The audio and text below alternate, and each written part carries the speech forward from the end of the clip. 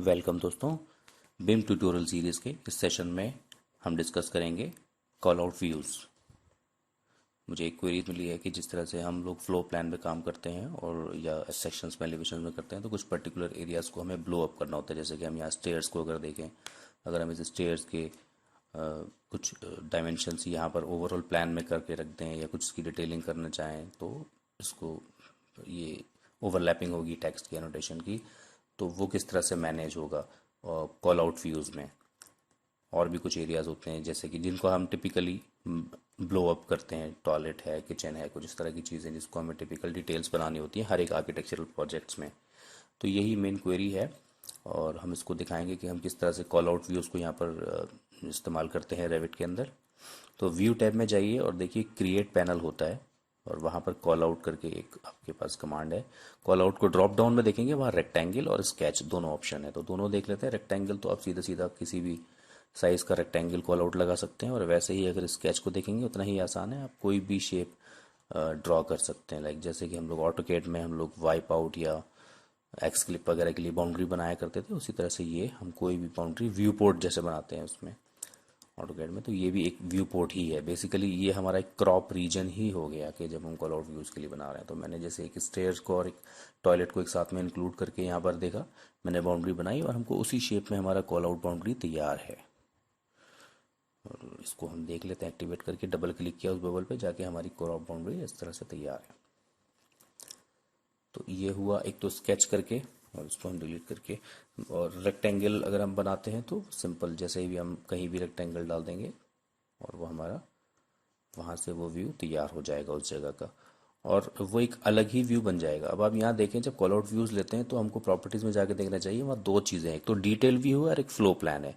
दोनों में डिफरेंस है, दोनों में एक डिफरेंस है। हम आपको दोनों ही चीज़ें दिखाते हैं कि पहले अगर मैंने डिटेल व्यू करके मैंने कॉल आउट लगाया, ये भी ब्लो अप करेगा, ये भी एक एक्सट्रैक्ट करेगा यहाँ से ब्लो अप प्लान। लेकिन अगर मैं फ्लो प्लान करके करता हूँ दूसरे एरिया पे, अगर मैं यहाँ फसाड पे पेरीफेरी पे मैं अगर लगा देता हूँ ये फ्लो प्लान करके, तो ये दोनों ही कॉल आउट हैं। आप देखें ये मैंने जब एक्टिवेट किया, इसको खोला, तो ये एक फ्लो प्लान है। फ्लो प्लान की कैटेगरी में प्रोजेक्ट ब्राउज़र में फ्लो प्लान में जाएगा और इसके अंदर देखिए आप call out view entry level call out 1 हो गया। ये कॉल आउट 2 जो दूसरा वाला है, स्टेयर्स और किचन को हमने इंक्लूड किया था, ये दूसरा है, वो भी हमारा फ्लो प्लान में ही, फ्लो प्लान की ही कैटेगरी में गया था। अब दूसरा ये है कि अगर आप देखेंगे कि क्योंकि ये फ्लो प्लान है तो उसमें फ्लोर प्लान वाली सारी प्रॉपर्टीज़ होंगी, डिसिप्लिन, जिस तरह से अगर हम देखेंगे कि अंडरले खास चीज़ होती है फ्लो प्लान की प्रॉपर्टी, हमें कोई प्लान नीचे का अंडरले करना है। व्यू रेंज बहुत एसेंशियल पार्ट होता है, कट प्लेन क्या है, टॉप क्या है। तो इस तरह से फ्लोर प्लान की सारी चीज़ें इसमें सारी प्रॉपर्टीज़ होंगी। डिटेल व्यू एक तरह से एक डिटेल व्यू ही रहेगा, वो डिटेल व्यू की ही उसमें फोल्डर में जाएगा प्रोजेक्ट ब्राउज़र में। और यहाँ पर प्रॉपर्टीज सेट में थोड़ा डिफरेंस है, जैसे यहाँ कट प्लेन जैसी चीज़ें कोई नहीं है। तो बेसिकली ये डिटेल व्यू हम लोग उस तरह के लिए बनाते हैं जब हमें कुछ 2 डायमेंशनल बनानी है, ब्लो अप कोई डिटेल, जैसे फ्लोरिंग पैटर्न है उसको 2 डायमेंशनल हमें करना है, वहाँ कट प्लेन इस तरह का कोई ज़रूरत नहीं है, या मे भी अलग अलग रिक्वायरमेंट्स हो सकती हैं। तो अब हम देखते हैं कि जो दूसरा वाला डिटेल व्यू है वो हमारा कहाँ पर डेवलप हुआ। हम प्रोजेक्ट ब्राउज़र में ही देख सकते हैं, नीचे डिटेल व्यूज़ का एक फोल्डर है, हमने ये देखा और हमको ये इस पर एक्टिवेट किया तो ये दिख रहा है जो स्टेयर्स पे हमने डाला था। यहाँ पर भी क्लिक करेंगे तो देखिए आपको डिटेल 0 दिख रहा है। तो ये डिफरेंस है बेसिकली। जब भी आप कॉल आउट लगाने जाएंगे तो you have to make sure कि अगर आप फ्लो प्लान पे हैं तो फ्लो प्लान का ही लगा लें, डिटेल का ना लगाएं। और इसी तरह से सेक्शन व्यूज़ में भी या एलिवेशन व्यूज़ में भी ऐसा ही होगा कि अगर आप वहाँ जाएंगे तो आपको फ्लो प्लान बनाना है, वो एलिवेशन बनाना है या डिटेल बनाना है। अब यहाँ पर मैंने एक कॉल आउट लिया, मैं दोबारा से शुरुआत कर रहा हूँ इस पर। पहले तो हम इसको चेक कर लेते हैं कि हमने फ्लो प्लान लिया है कि नहीं। इसको डिलीट करके दोबारा से बनाते हैं। हमने देखा yes we have to make sure, ये हमारा फर्स्ट स्टेप था। और उसके बाद हमने कॉल आउट प्लेस किया। कॉल आउट प्लेस करने के बाद अब आप देखिए इसके अंदर क्या क्या चीज़ें होती हैं। ये तो कॉल आउट की बाउंड्री के साथ एक बबल आ गया और इसमें 3 डॉट दिखते हैं हमको, देखिए 1 2 3। अब ये 3 डॉट में से जो पहला वाला डॉट है जो बाउंड्री को स्ट्रेच करने के लिए चारों तरफ होता है, बाउंड्री को आप स्ट्रेच कर सकते हैं, घटा सकते हैं, बढ़ा सकते हैं उस एरिया को। मिडिल वाला जो है वो हमारी इस लाइन को जो बबल को कनेक्ट कर रही है उसको एडजस्ट कर सकते हैं। और जो लास्ट वाला है वो आप उस अपने ये कॉल आउट हेड को चारों तरफ कहीं पर भी उससे मूव कर सकते हैं। तो आप प्रैक्टिस करेंगे तो आपको कुछ समझ में आ जाएगा। अब इससे आप अपना एडजस्टमेंट आप देख सकते हैं, इसमें स्नैप भी मिलता है आपको, ऑटोमेटिक ट्रैकिंग होती है, उससे आप बिल्कुल स्ट्रेट लाइन पे रख सकते हैं उसको। ये आपका कॉल आउट हेड तैयार हो गया। हमने इस पर डबल क्लिक करना है, बस हम उस व्यू में पहुंच जाएंगे। अब देखिए यहाँ पर ये इसकी अगर मैं क्रॉप रीजन को, जो कि कॉल आउट की बाउंड्री है, मैंने यहाँ अगर चेंज किया है तो आप फ्लोर प्लान पे देखेंगे वहाँ पर भी चेंज हो गई। ये दोनों एक दूसरे से कनेक्टेड हैं। बेसिकली यहाँ जो हम कॉल आउट बाउंड्री बना रहे हैं वो इस पर्टिकुलर व्यू का क्रॉप रीजन ही बन रहा है, और उस पर हम डबल क्लिक करके उसको एडिट भी कर सकते हैं।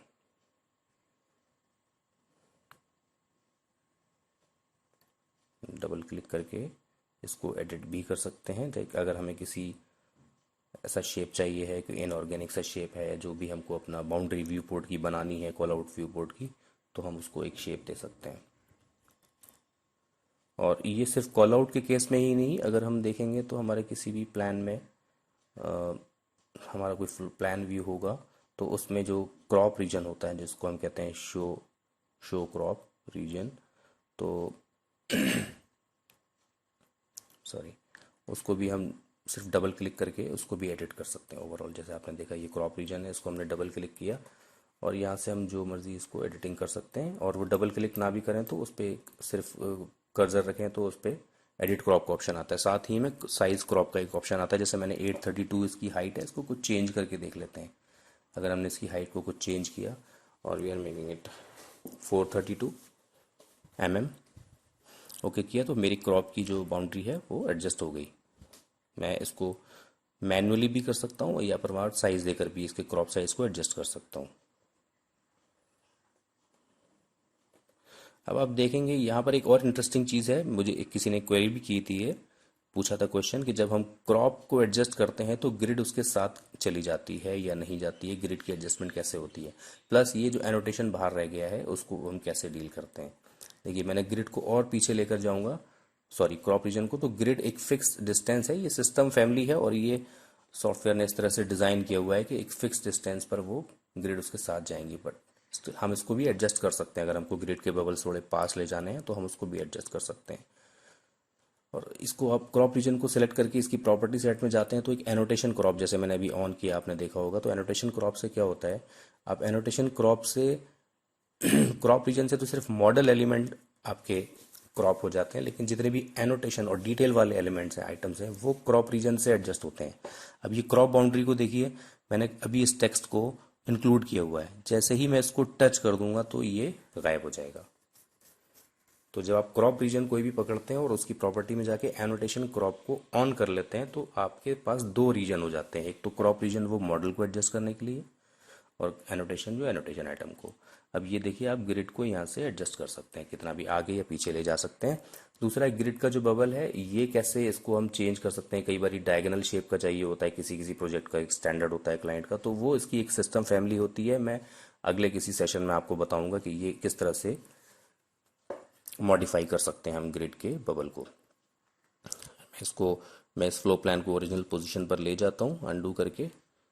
और ये सिर्फ आपको क्रॉप रीजन को क्या क्या हम एडजस्टमेंट और एडिटिंग कर सकते हैं वो बताने के लिए बीच में मैंने थोड़ी सी चीज़ें ऐड कर दी हैं। मोर ओवर ये कॉल आउट व्यू से ही रिलेटेड है, क्योंकि कॉल आउट व्यू के अंदर आप जब भी कॉल आउट बाउंड्री ड्रॉ करते हैं वो बेसिकली एक क्रॉप रीजन ही ड्रॉ कर रहे होते हैं, तो इसीलिए क्रॉप रीजन से जुड़ी हुई जितनी चीज़ें हैं वो जान लेना ज़रूरी है। अब देखिए क्रॉप रीजन को जब हम शो करके, जैसे कोई व्यू को क्रॉप किया हुआ है और क्रॉप करने के बाद हमारी, अगर मैं उसी के बाजू में देखूंगा एक होता है डू नॉट क्रॉप व्यू, तो क्रॉप बाउंड्री कहीं भी रहे, लेकिन मैंने अगर डू नॉट क्रॉप कर दिया तो ये क्रॉप नहीं करेगा उसको, बाउंड्री मेरी अनचेंज रहेगी। जैसे ही फिर मैं क्रॉप करूंगा तो उसी बाउंड्री पर वो उसको क्रॉप कर देगा। और बाउंड्री को हम ऑफ भी कर सकते हैं कि हम, लेकिन बाउंड्री जिस जगह हमने लगा दी है वो वहीं रहेगी, सिर्फ टर्न ऑफ करने से उसकी विजिबिलिटी ऑफ हो जाएगी। तो हम चलते हैं वापस कॉल आउट पर। अब कॉल आउट जब हमने लिया, ये हम ऑलरेडी यहाँ पर लगा चुके हैं। अब इसी से मिलता जुलता अगर मेरे पास एक और स्टेयर है, मैं दोनों के लिए अलग अलग नहीं बनाना चाहता, इसमें सिर्फ एक एक्सेप्शनल एक डोर है, बाकी सारी चीज़ें सेम है। अगर मैं मान लूँ ये डोर नहीं भी है तो मैं अब दोबारा से दो दो डिटेल जनरेट नहीं करूंगा। तो कॉल आउट कमांड लेने के बाद ऊपर रेफरेंस अदर व्यू पे आप चेक कर दीजिए और जिस व्यू से इसको रेफरेंस करना चाहते हैं उसको सेलेक्ट कर दीजिए। यहाँ पर कॉल आउट 1 जो है, हम चेक कर लेते हैं कि ये कॉल आउट 1 है basically. Yes yes, this is call out one. तो अब मैं इसको कॉल आउट वन से रेफरेंस देना चाहता हूँ कि ये स्टेयर की जो डिटेल है वो कॉल आउट वन की जो स्टेयर की डिटेल है वो सेम होने वाली है। तो एक बार डिटेल बनाया, और जब मैं रेफरेंस अदर व्यूज पे चेक कर लेता हूं तो यहां पर आप देखिए SIM सिमिलर का शॉर्ट फॉर्म होता है, ये सिस्टम फैमिली में फीड किया हुआ है कि आपके पास ये साथ में एक नोट आ जाएगा। इससे पता चलेगा कि ओरिजिनल डिटेल मेरी लेफ्ट हैंड साइड वाला स्टेयर है बट ये सिमिलर है, रेफरेंस किया है इसमें। अब मैं कोई शीट, लाइक मैं A1 की शीट पर अगर मैं अपने इस कॉल आउट व्यू को प्लेस कर देता हूँ, कॉल आउट वन को मैंने अगर प्लेस किया है तो अब हमको ये देखने को समझ में आएगा कि जब मैंने सिमिलर का टैग लगाया है कॉल आउट का, तो इसका शीट नंबर A4 पे 1 नंबर डिटेल है, तो साथ ही साथ ये भी चेंज होगा। इनफैक्ट अगर मैंने 10 स्टेयर पे लगाया होगा तो सब जगह चेंज हो जाएगा ये। और साथ में ये सिमिलर का जो नोट है, इसको ये जो लेबल कहते हैं, इसको हम चेंज भी कर सकते हैं। आप इसको सेलेक्ट करके प्रॉपर्टी में जाइए, रेफरेंस लेबल आपको दिख रहा है वहां पर, and this is editable thing. आप सिमिलर एंड अपोजिट भी कर सकते हैं, सिमिलर ऑब्लिक अपोजिट समहाउ। कभी कभी कुछ इस तरह की डिटेल्स होती हैं कि जो बिल्कुल सिमिलर हैं, आइडेंटिकल हैं, बट अपोजिट है, तो आप ये भी लगा सकते हैं। अलग अलग स्टैंडर्ड्स होते हैं, अलग अलग लोगों की कन्वेंशन होती है। आप इसको टिपिकल डिटेल की तरह से यूज़ करना चाहते हैं तो TYP डॉट या पूरा टिपिकल भी लिख सकते हैं, या आप कुछ भी कर सकते हैं। तो ये एक तरीका है कि आपने एक डिटेल जनरेट करी, एक कॉल आउट बनाया, और उसको बाकी जितने भी सिमिलर है उन सब पे आपने सिमिलर के लिए कॉल आउट का टैग लगा दिया।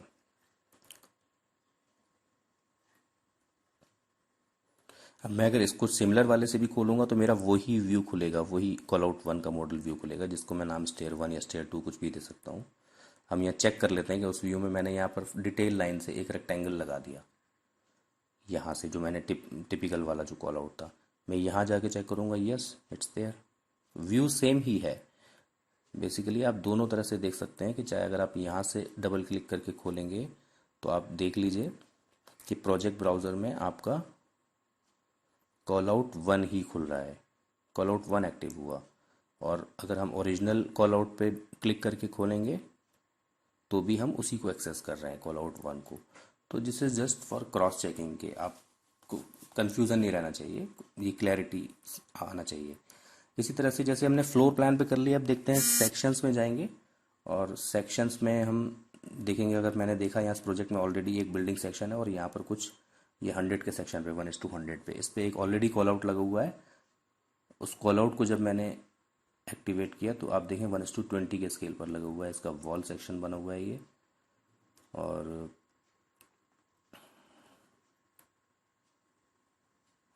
जब मैंने वॉल सेक्शन यहाँ पर लिया तो यहाँ पर बिल्डिंग सेक्शन, वॉल सेक्शन और डिटेल, जब मैंने कॉल आउट की कमांड ली, जैसे फ्लोर प्लान में सिर्फ फ्लोर प्लान और आपका डिटेल आता था, अब यहाँ सेक्शन में हूँ तो सेक्शन में जब मैंने कॉल आउट लिया तो प्रॉपर्टीज में building section, wall section and detail. Wall section को स्पेसिफिकली वो वॉल सेक्शन के फोल्डर में ले जाएगा, इस वजह से उसको एक स्पेसिफिक वहाँ एक फील्ड दिया गया है। मैंने वॉल सेक्शन खोला तो देखिए 100 के स्केल पे जब मैंने कॉल आउट लगाया और जब उसको एक्टिवेट किया तो वो 50 था। 50 के स्केल पे जब मैंने कॉल आउट लगाया, उसको एक्टिवेट किया तो वो 25 था। आप देख सकते हैं स्केल लेफ्ट एंड बॉटम पे। और जब मैं 25 के स्केल पे कॉल आउट लगा रहा हूँ, उसको देख रहा हूँ, तो वो 12 मतलब 12.5 है बेसिकली। आप देखिए ग्रेजुअली हाफ हो रहा है वो स्केल। अब मैनुअली आप चेंज भी कर सकते हैं, बट ओरिजिनल क्या होता है कि 100 के स्केल पे आप गए, अब देखिए ये 12 से फिर 6 पर आ गया है, 100 से 50, देन 25, देन 12, देन 6। मैनुअली आप चेंज कर सकते हैं what ever you want, but original होगा जैसे यहाँ पर है, ये इसको चेंज किया गया है 1:20 पे। इसका लेफ्ट एंड बॉटम पे आप देखेंगे स्केल जो लगा हुआ है चेंज किया गया है मैनुअली। अब यहाँ पर मैं इसकी डिटेल को एक्टिवेट करूँ, ये ऊपर एक और डिटेल है, ये देखिए 1:10 पर है।